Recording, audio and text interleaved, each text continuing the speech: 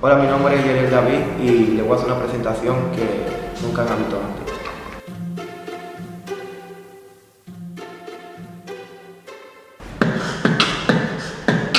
¿Cómo está, caballero? Caballero, ¿qué es lo que? Mi nombre es Natanael Miguel Félix Caraballo. Lo vamos a resolver. El mío, Carlos Moreta, dime a ver, te meto una bandeja.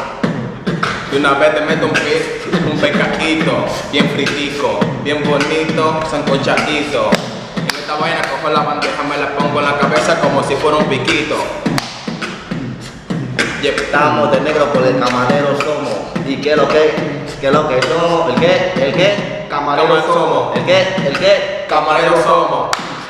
Ey, en esta vaina ya me vuelvo pirata.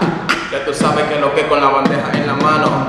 Dime a ver qué es lo que. Si tú quieres yo te brindo un café, te lo hago calientito con leche o sin leche, desnatado, cafeinado, dime a ver qué es lo que, manito, yo te meto improvisando y qué es lo que. Ahí es Elena. ¿Qué es lo que? En esta vaina te cocino un pescado, te cocino también carne frita, de pollo, de res. En esta vaina yo me vuelvo carne. Ok, tíreme el beat. Vamos a improvisar aquí.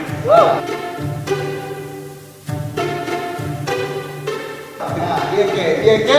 ¿Qué somos? Camareros somos. ¿El qué? ¿El qué? Camareros somos. Dímelo otra vez. Vamos a improvisar.